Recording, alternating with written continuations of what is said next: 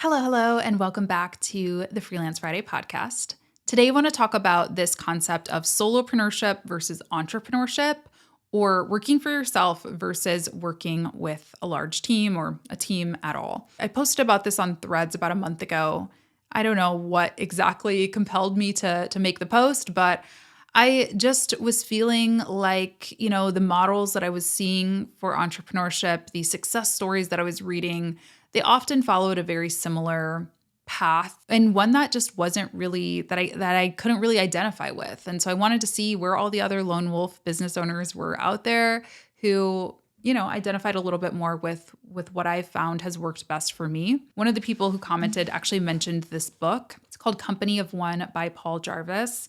And the book looked and sounded really familiar. So I went down to my bookshelf and realized I already owned it. I just hadn't read it yet. So I did read it over the past month, and we're going to talk a little bit about the book, but I also just want to share my own experience and the pros and cons that come with both working styles, because there are plenty of pros and plenty of cons for both.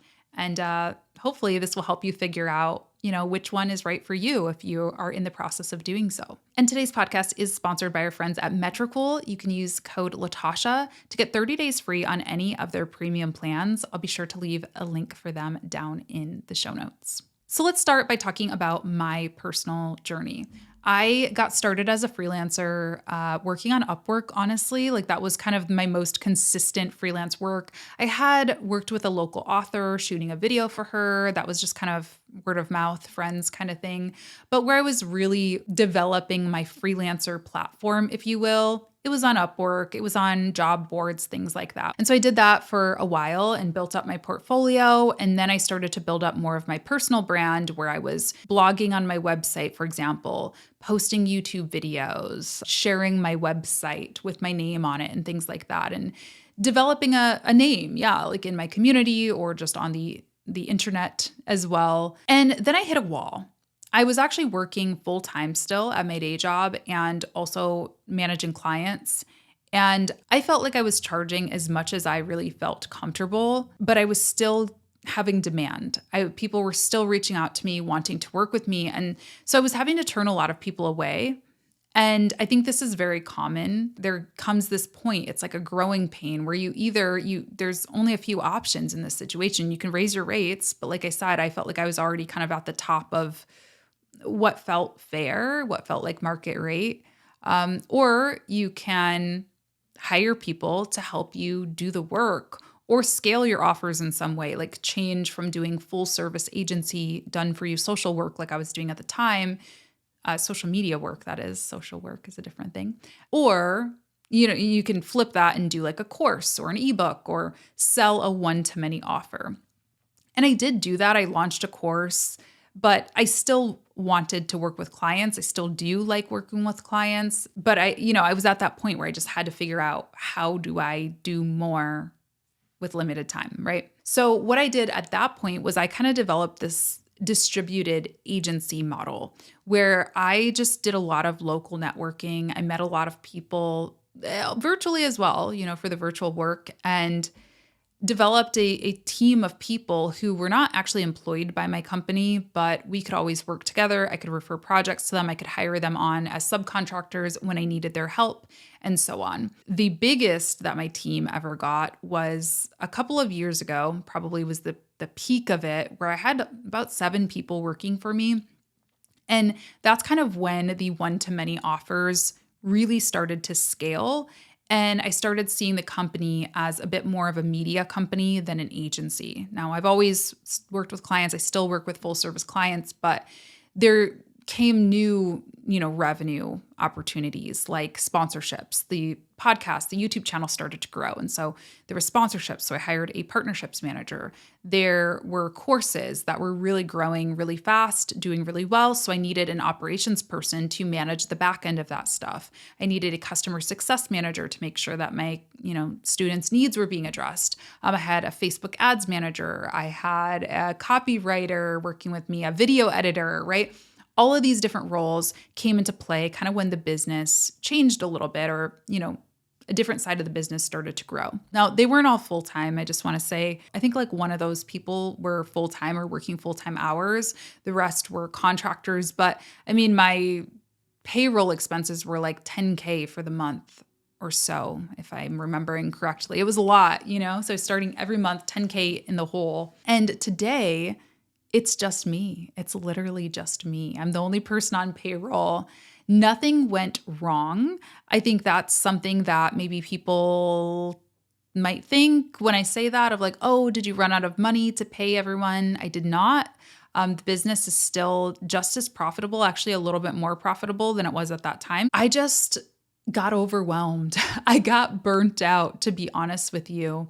And it all just became too much. It just became too big. And I didn't feel like it was aligned with the lifestyle that I wanted to live. So right now, I'm working by myself. I work with contractors when I need them, but I don't have anyone that I'm working with ongoing every single week, paying them a monthly retainer or anything like that. And honestly, I'm loving it. I'm really loving it. So I think that's the first thing that we need to think about is, like anything, right? What do we really want? What do we as individual human beings want from our businesses? Because we don't start businesses just to keep up with the Joneses. We don't start businesses to impress other business owners, right? We start businesses, one, to serve our customers and help them with something, but also so that we can live the life that we want to live. And it's so funny and it's kind of embarrassing to say this, but when I was younger, my dream was literally to be able to watch daytime TV. I know that's like the dumbest thing in the world. I don't know why that was my dream. I've just always really loved, like my favorite show is The View. I don't even watch it. I rarely ever watch it, but I just wanted the freedom to be able to do that at 11 a.m. If I want to watch TV while I'm drinking coffee or having lunch, I wanted to be able to do that. And I've achieved that. Clearly, it's not to say that you shouldn't strive for more, but keep those things in mind. Like when we start to see getting on threads and seeing these business owners talking about doing 6-figure months and having teams of 50 and company retreats, do you really want that? Or are you just feeling pressured to have that? Do you want that because you think that's what you should want? And if you do want that, again, very valid. Some people really are all about scale, growth at all costs. I have friends who really want, they're like in their heart of hearts, they're like, I want to be a billionaire. And I'm like, go off, sis. That is not me. I do not. I actively do not. I like a simple life. What can I say? I'm a simple gal. In the book, Company of One, Paul Jarvis said, envy is hard to manage as it's a socially unacceptable emotion, even though it's something most people feel. Envy also takes the focus off your work, your business, and your customers.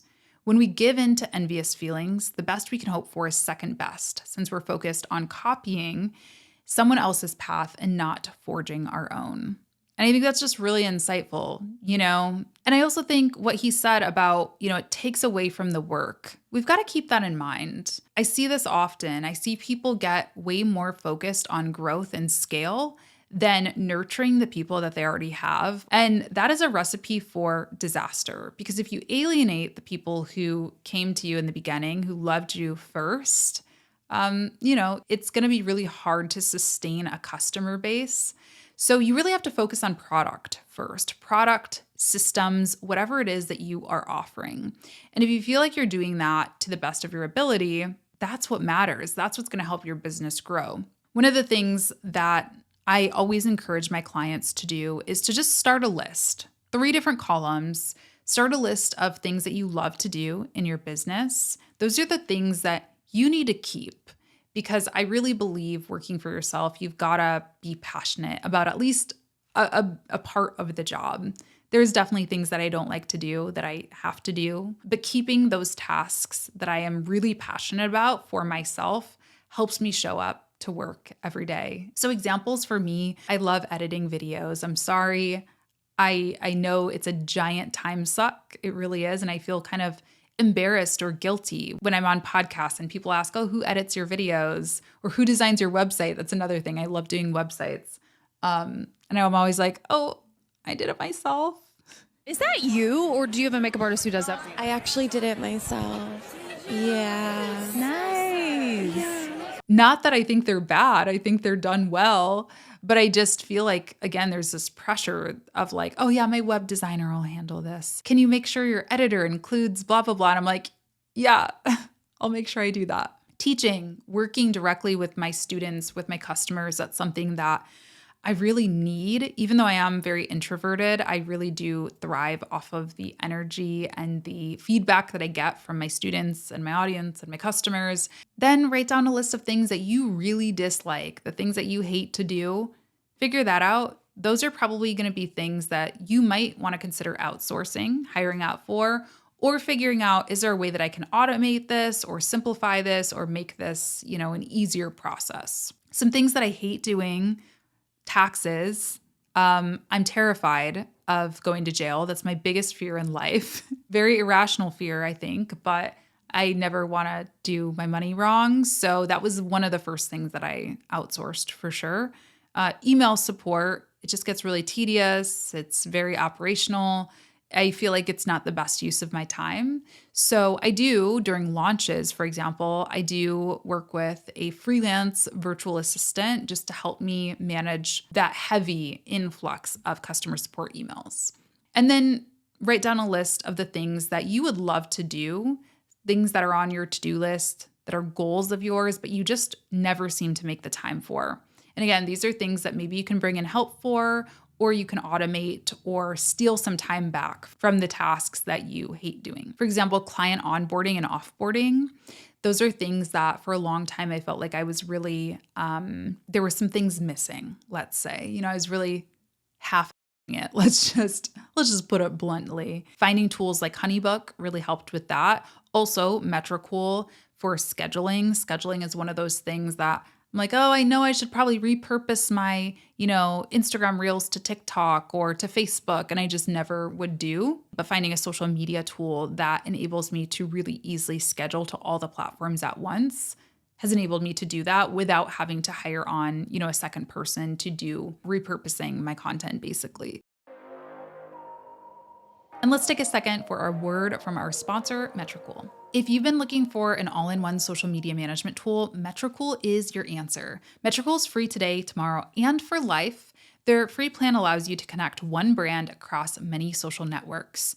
With that free plan, you get access to in-depth analytics to make more strategic decisions. You can plan and auto-schedule up to 50 pieces of content per month to save time.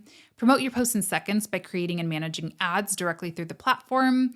You can view best times to see when your followers are more active and know when to post. You can review and reply to all important social media messages with Metricool's inbox feature, analyze up to 5 competitor profiles to spy on brands you like, and so much more. It truly is a tool that you'll want to add to your social media toolkit. It will really help you, especially if you're a solopreneur without a huge team to manage social media, do analytics, all the things for you. And if you think the free plan is jam-packed with features, you're going to love their pro plans. So you can use code LaTasha at the link in the description to try out any of their pro plans for 30 days for free. They're amazing. So yeah, write out a list for yourself, figure out what goes into each bucket for your own business, keeping in mind product, offer, delivery, right? How is this impacting the customer? How is this going to improve their experience? And also keeping in mind that you don't need to start at 1,000. In the book, Paul Jarvis says, if you have an idea for starting a business that requires a lot of money, time, or resources, you're most likely thinking too big. Your idea can be scaled down to the basics. Do it now, do it on the cheap, and do it quickly, and then iterate upon it. My business started with Google Drive and an email inbox. That's pretty much it. And this is the cool thing too. This is like a big pro for working for yourself or working on your own. I have so little pressure. It has done wonders for my mental health, to be honest with you, and also just for my creativity. Like this past week, I'm going to be honest, do you know what I've spent my time doing? I spent my time writing and painting. And painting is not a part of my business. Painting is not even something that I'm good at.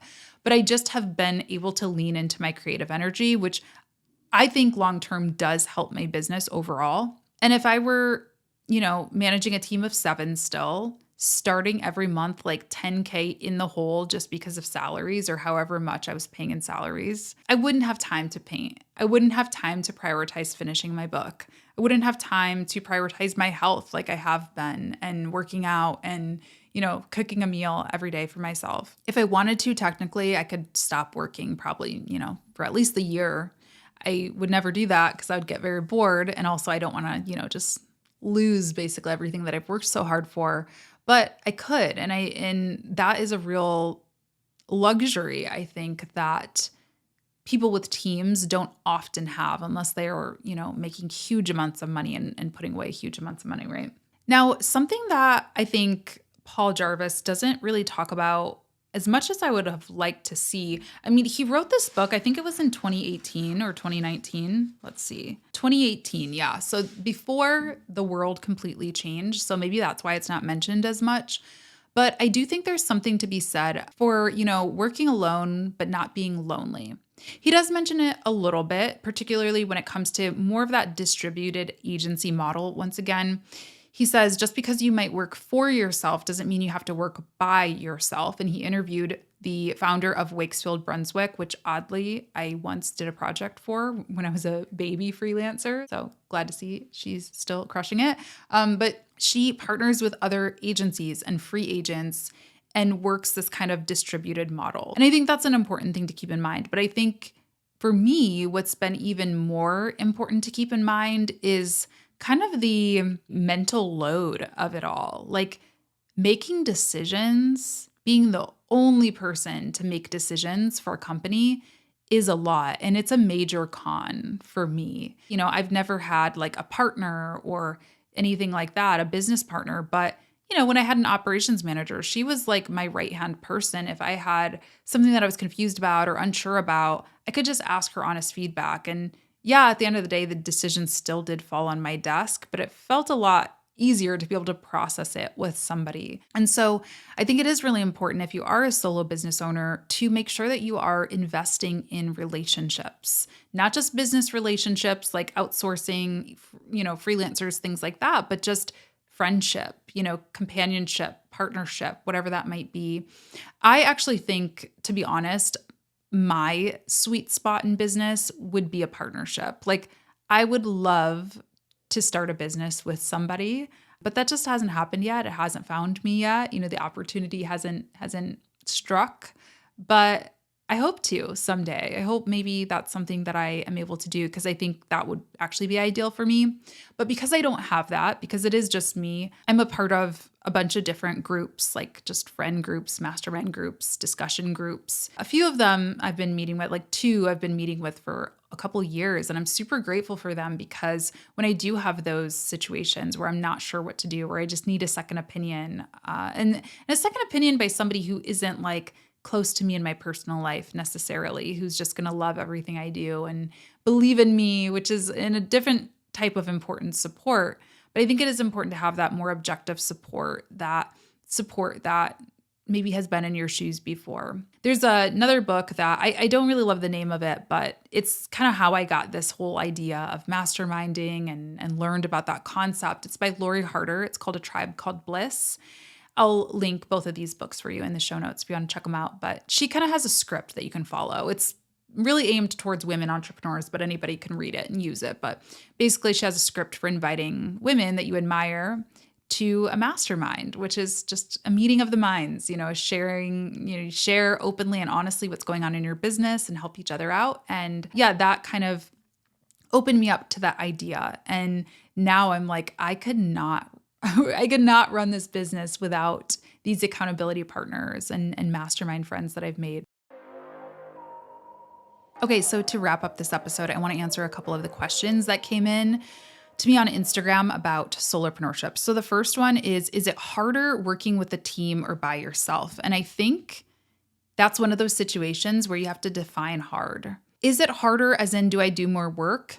Yeah, I think I do. I do work more. I mean, there were just roles that are not there anymore. So I either had to decide, do we really need that? Can we get by without that? Or am I going to pick it up? So yeah, I think I probably am putting in more hours again. I feel like When I worked with a team of 7, I was working less hours wise, but I feel like it just suits my personality better. Like I like to work. I like what I do.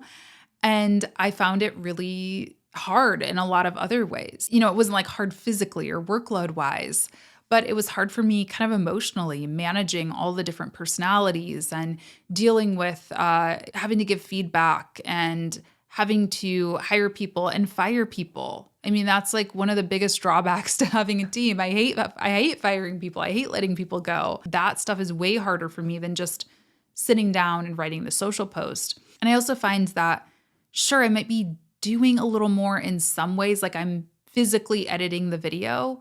But when I had a video editor, let's say, I was spending just as much time on just communicating feedback and visual direction and, downloading things from Google Drive and things like that, that it's like I would have kind of rather just have been editing the video. And that's nothing against video editor. The video editors that I've worked with have all been amazing and talented, but it's like I ended up just becoming like an admin person, and I would rather just do the creative fun stuff, So I think you have to define your hard. And again, go back to that list. Like, what do you really like doing versus what do you not like doing? These two questions kind of go hand in hand. This person said, I'm also a team of 1, wondering, is growth limited without a team?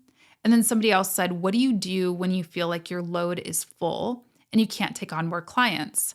Many people say that's a sign to hire on. Would love to know. So like I said, I think there's really a couple of options. Yeah, you can hire people, you can raise your rates, or you can scale your offer. You can change your offer from being a one-to-one service, a done-for-you service, to maybe a more simplified version of it, or something that's one-to-many or done with you, as opposed to full service done for you. Those are really the options. And for me, like how my business has changed, how my offerings have changed since going back to fully lone wolf, if you will. I've invested more in content because for me, content is more easily scalable than done for you work. I still do done for you work, but yeah, I mean, I can get a podcast sponsor, I can get a YouTube sponsor, and that will pay me much more than a done for you social media management client often does. So I knew that I was going to have to make a plan for that, develop some long-term sponsorship relationships if I wanted to earn the same amount of money or more as when I worked with a large team of people. So that's something that I've done. Courses also, have grown a lot over the past few years. And so I am able to take on less done for you clients.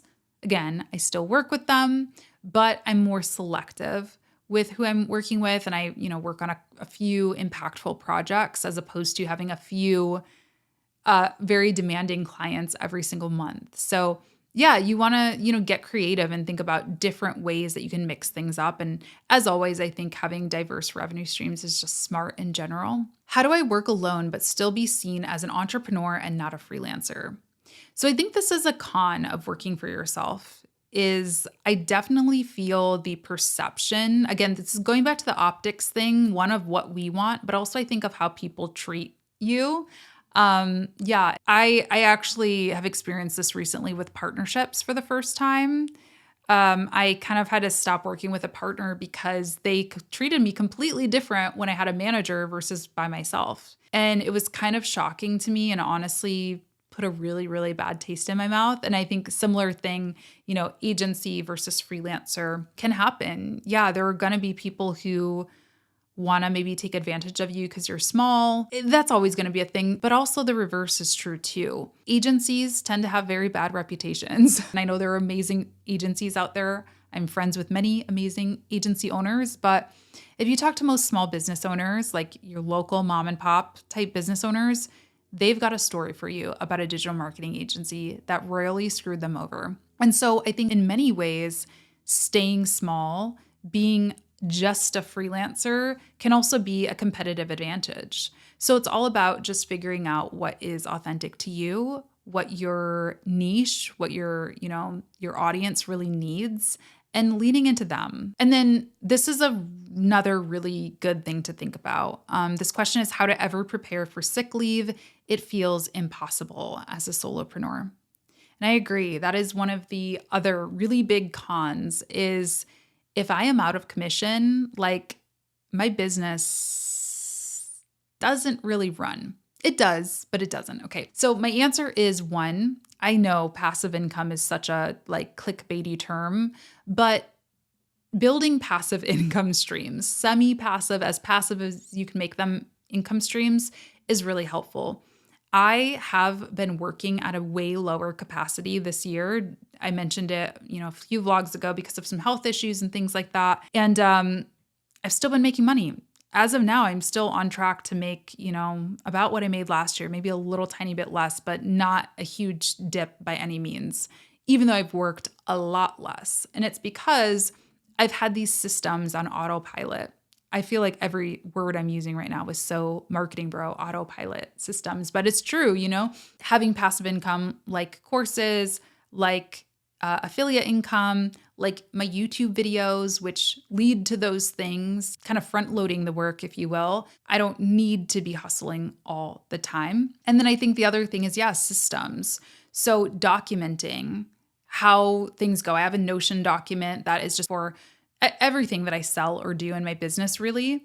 And even though I'm not really sharing that with anyone at this moment, if I were to, God forbid, have something really seriously wrong with me where I knew I was going to be out of the business for a long time, I could hire somebody and say, here's everything you need to know, to run this part of my business or keep the lights on in the business, even just for, hey, I'm going to be out for a week. I think that's, again, where investing in those relationships, those friendships is really important. I have friends that I have had kind of babysit accounts for me early in my business when I went on my first real vacation that I was like in a different country, was not going to be available on my phone. I had a close friend who I trusted, who also knew social media. They had an agency as well. Just check in on my clients' accounts for me for that week while I was out. So, another case for business friendships and relationships just being really important as well. And I'll also just add though, when I was sick and I had a team of 7, there was a limit of how much could get done too. Like in my business, at least, people could run the business until we ran out of backlogged, raw video files for them to edit. Because at the end of the day, I had to show up on camera still.